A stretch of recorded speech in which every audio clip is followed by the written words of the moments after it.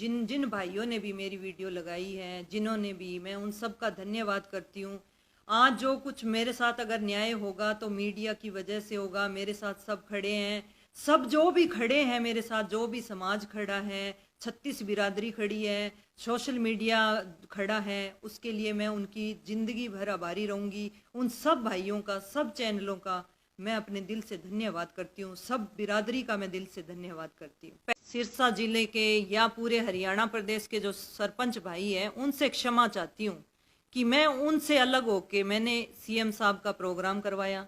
सारी जगह सीएम साहब को सब सरपंच इकट्ठा होके, सब ग्रामवासी इकट्ठा होके काले झंडे दिखा रहे थे, मुर्दाबाद के नारे लगवा रहे थे। फिर भी इन सब से ऊपर उठ के, सब से ऊपर उठ के मैंने उनका प्रोग्राम करवाया। ये हमारा गांव बहुत बड़ा है तो समस्याएं भी ज्यादा होंगी, नहीं होंगी ना। गर्ल्स कॉलेज के लिए मैंने इसलिए बोला है कि एक तो बहुत बड़ा गांव है और हमारे गांव से 25-30 किलोमीटर गर्ल्स कॉलेज है और वो बच्चियों की पढ़ाई प्रभावित होती है। एक मैंने डिमांड मेरी की ये भी थी कि अलग से लड़कियों के लिए ग्राउंड दिया जाए। हम पंचायती भूमि गर्ल्स कॉलेज के लिए, गर्ल्स ग्राउंड के लिए पंचायती भूमि भी देने को तैयार है। एक हमारे सब यार्ड चाहिए, जो अनाज मंडी है, वही 10-12 गांव है जो अपना अनाज बेचने के लिए हमारे गांव में आते हैं। तो वो 10-12 गांव को लोगों को दिक्कत होती है जी। तो हमें बड़ी अनाज मंडी मांगनी थी और हमें बस स्टैंड भी चाहिए जी। हमें हमारे बस से संगरिया, हनुमानगढ़, सिरसा, रानिया, जयपुर तक की बसें चलती है। तो लोगों को बैठने के लिए सहूलियत चाहिए, वहाँ बस स्टैंड नया बनवाया जाए। तो न्याय मांग रही थी एक बेटी आपसे, आपके खिलाफ नहीं बोल रही थी मैं। आप एक सरपंच जो गांव की मुख्य होती है उसको ही न्याय नहीं दे सकते तो फिर आम गरीब तबका या आम महिला के लिए न्याय? फिर आपने ये 50% आरक्षण का ढोंग क्यों रखा? फिर आपने ये पढ़ी लिखी पंचायत क्यों चुनी? अब भाई जो पढ़ा लिखा होगा वो तो हक के लिए आवाज उठाएगा। आप स्कूल कॉलेज बंद करवा दो, इंडिया को अनपढ़ रखो, ना पढ़ेगा इंडिया, ना बढ़ेगा इंडिया और ना ही आवाज उठाएगा इंडिया। ना चाहती हूँ, मैं देश की बेटी हूँ। मैं आपकी ही सरकार का नारा है बेटी बचाओ बेटी पढ़ाओ। मोदी जी, मैं इस देश की बेटी हूँ। कट्टर जी, मैं आपकी बेटी हूँ। आप मुझको सह सम्मान दुपट्टा पहनाते, वहाँ कलेक्टर भी थे, एसपी भी थे, डीएसपी भी थे।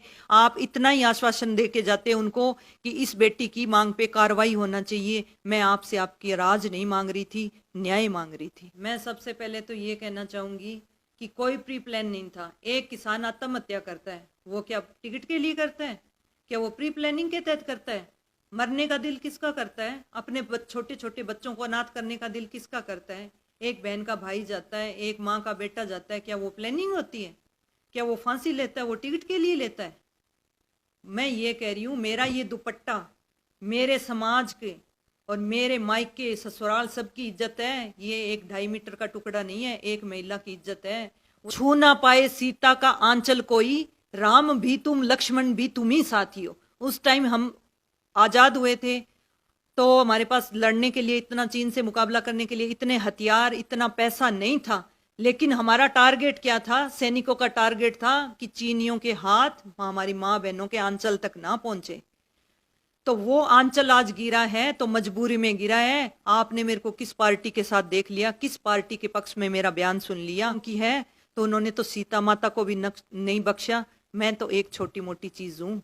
मैं क्या हूँ? जब माता सीता जगत जननी थी उसको भी धरती में समाना पड़ा, तो मैं क्या चीज हूँ? सीएम साहब जो थे मेरे पिता तुल्य थे और यही मैंने स्टेज पे बोला कि सीएम साहब आप मेरे पिता तुल्य हो और मैं आपको अपनी समस्या कहना चाहती हूँ। आज तक पूरे इंडिया में MP, MLA, CM, cabinet minister, प्रधानमंत्री, किस औरत ने अपना दुपट्टा फेंका है? मैंने फेंका है तो कुछ मजबूरी में फेंका है, ऐसे ही नहीं फेंका। मुझे न्याय चाहिए। उपलब्ध है सीएम साहब, एक बार देखो तो सही, आप जागो तो सही। आप सिर्फ तारीफ सुनने के लिए आए हो। आप एक बेटी की समस्या नहीं सुन सकते? फिर आप बेटी महिलाओं को क्या 50% आरक्षण, क्या आप लोकसभा में 33% आरक्षण देने की बात कर रहे हो? जब आप एक महिला की समस्या नहीं सुन सकते फिर आप उनको लोकसभा में कैसे सुनोगे? एक महिला की आवाज नहीं सुन सकते तो 33% आरक्षण अगर उनको मिल गया तो उतनी महिलाओं की कैसे सुनोगे? सच कड़वा होता है लेकिन सच सच होता है।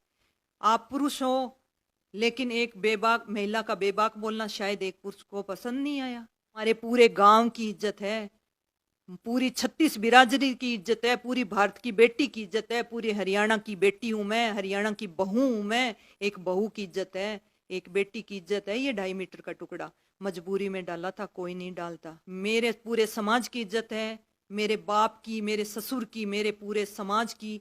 सीएम साहब की कोई रिश्तेदार होंगी, बहन बेटी होंगी, उन्होंने तो नहीं डाला ना, मैंने क्यों डाला? मुझे न्याय चाहिए और न्याय के लिए मैं लड़ूंगी। कह रही हूँ कि जो भी मीडिया वाले मेरे साथ हैं वो अंत तक मेरा साथ दे, जब तक मेरे को न्याय नहीं मिल जाता। ती है जो तलवार में नहीं होती, वो ताकत मीडिया में है।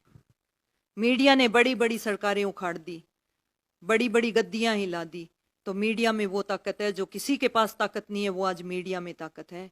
तो सब भाइयों का, बहनों का, मीडिया वालों का फिर मैं आखिर में जाते जाते फिर से धन्यवाद कर रही हूँ। और साथ दिया है,